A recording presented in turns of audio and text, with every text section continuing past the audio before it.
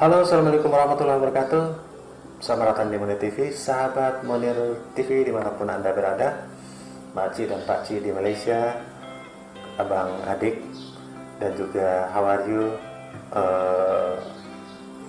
brother from India, dan juga sahabat-sahabat Munir TV di Indonesia yang sering memberikan pertanyaan tentang jaringan Wi-Fi dengan sumber GSM maupun fiber.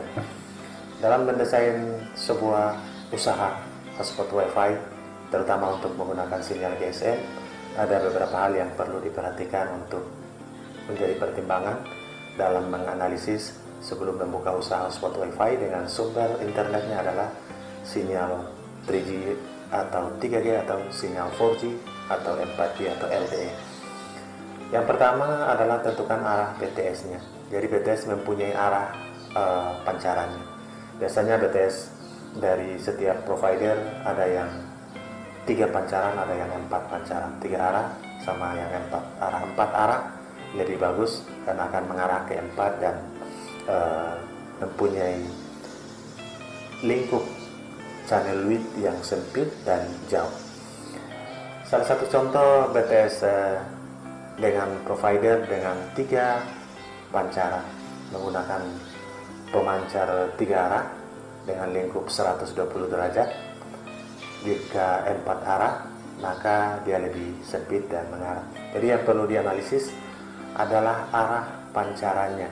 Jangan-jangan kita posisi yang akan kita buka usaha hotspot Wi-Fi, yang akan kita tarik sinyalnya lewat penguat sinyal itu tidak tepat sasaran.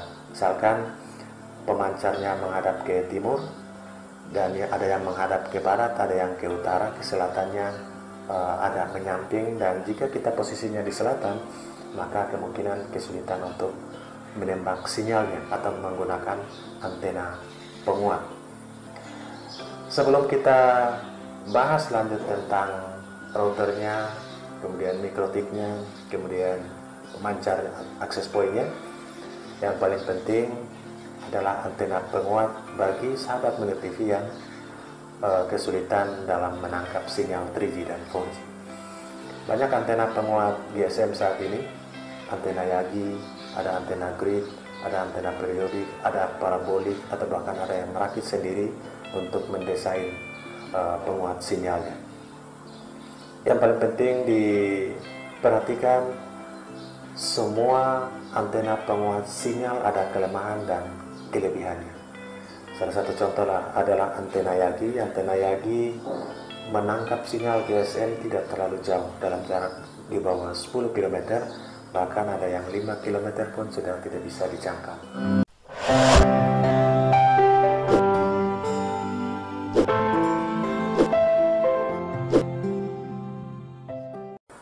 Antena Yagi dengan jarak tangkapan tanpa hambatan, misalnya hambatan bukit, hambatan gunung, atau bahkan pepohonan perkebunan yang besar, itu di bawah 10 kilo, bahkan ada yang 5 kilo sudah kesulitan untuk mendapat.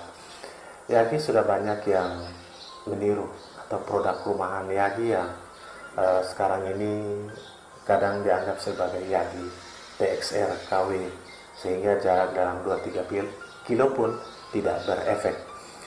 Yagi dulu 4-5 tahun yang lalu banyak yang original, dan bahkan Munir TV pun menggunakan Yagi sampai sekarang yang ori. Ini sangat jauh, bahkan bisa tembus di atas 12 km, dihambat oleh pepohonan pun masih bisa tembus bagus dan speednya jauh lebih bagus. Yang kedua, antena periodik. Antena periodik kelemahannya karena pendek dan dianggap sebagai penerima sinyal yang lemah. Namun persepsi ini salah, karena periodik hidup pendek, elemennya tidak terlalu banyak, tapi kedua elemennya aktif. Elemen pendukung pun ikut aktif, apalagi elemen utamanya sangat aktif. Itu kelebihan dari periodik. Banyak yang menyampaikan pengalaman di ketinggian sampai 30 meter menembak sinyal GSM sampai 35 kilo menggunakan antena periodik, sangat ready. Bahkan antena grid, TXR, bahkan antena yang lain tidak sama sekali untuk ditemukan, namun di ketinggian yang lumayan bagus. Itu pengalaman antena periodik. Yang berikut adalah antena grid. Antena grid itu kebanyakan testimoni oleh pelanggan dan sahabat Munir TV menyampaikan sangat jos walaupun ada hambatan gunung dan bahkan ada yang melaporkan berada di lembah pun bisa dengan menggunakan antena grid. Kenapa? Karena reflektornya bisa dianggap sangat cerdas sekali menampung sinyal. Walaupun hanya refleksi sinyalnya tidak terlalu banyak, grid dapat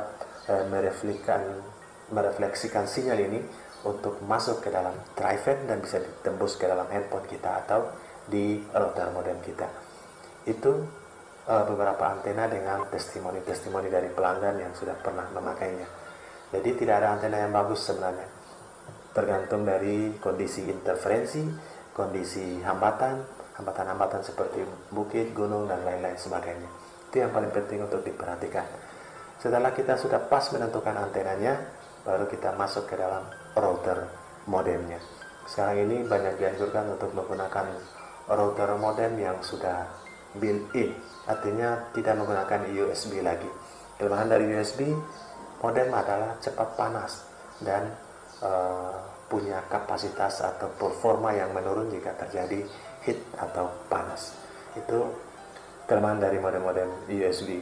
Oleh karena itu menggunakan modem router yang sudah terinclude sekaligus kartu SIM ke dalam routernya, seperti merek TP-Link, merek Huawei, maupun merek D-Link dan juga Tenda dan lain-lain sebagainya. Banyak yang memberikan testimoni sekarang di merek-merek router LTE Huawei dan D-Link.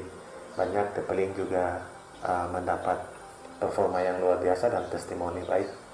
Ada yang mengeluh dan ada juga yang sangat support untuk semua jenis merek ini. Merek tidak menjamin juga untuk kualitas router dan modemnya. Tergantung, sahabat Munir TV bisa melakukan cek pada video-video sebelumnya untuk review dan tes pada router modem yang sudah pernah dilakukan testing.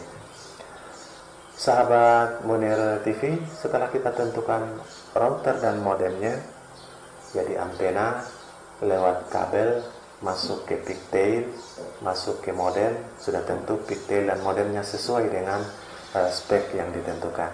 Pigtail untuk Huawei B535, TP-Link MR6400 itu menggunakan pigtail yang sama. Ada pigtail yang sama dan ada pigtail yang berbeda juga. Silakan Anda bisa searching untuk menemukan itu. Setelah kita punya antena ini khusus Anda yang tinggalnya jauh dari BTS. Jika Anda dekat dengan BTS dan kualitas sinyalnya sudah oke, tidak perlu menggunakan antena. Cukup router, dan setelah router masuk ke dalam mikrotik. Mikrotik saat ini yang standar seperti mikrotik RB750 yang sangat digandrungi oleh para sahabat semua dalam usaha hotspot WiFi.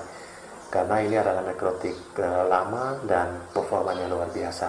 Akan tetapi standarnya mikrotik RB750 yang standar misalnya bisa menampung 200 user, namun aktif bersamaan kadang-kadang normal di bawah 30 user secara bersamaan.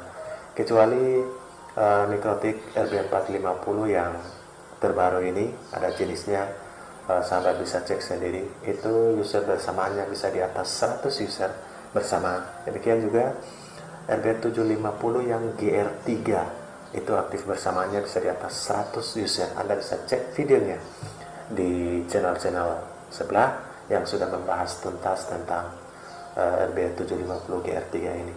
Itu mikrotiknya. Jika Anda hanya menggunakan router TP-Link MR100 misalnya yang support 32 user, cukuplah Anda menggunakan mikrotik RB750. Karena Anda menggunakan yang R2 misalnya, karena Anda menggunakan GR2 untuk mengharapkan user aktif bersamaan sampai 100 pun tidak mungkin, karena modem dari router tidak mendukung hanya 32 user. Setelah kita tentukan router apa yang kita pakai, mikrotik apa yang kita pakai, yang paling penting juga adalah access point.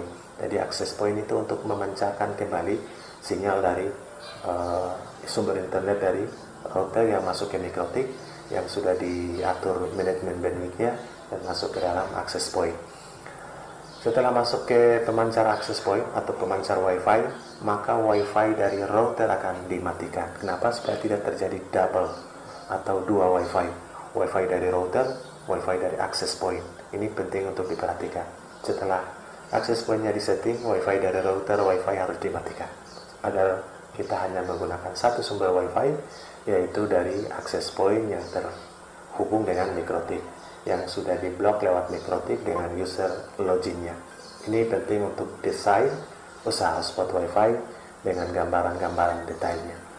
Gunakan antena penguat GSM jika Anda jauh dari BTS. Gunakan router LTE untuk sumber internetnya yang masuk.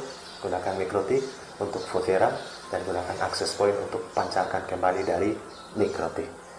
Sahabat Muda TV, itu informasi yang bermanfaat untuk Anda yang pemula dalam merancang usaha hotspot WiFi. Untuk pemilihan device, silakan Anda bisa melihat dan cek secara online harganya, spesifikasinya. Sukses untuk kita semua. Assalamualaikum warahmatullahi wabarakatuh.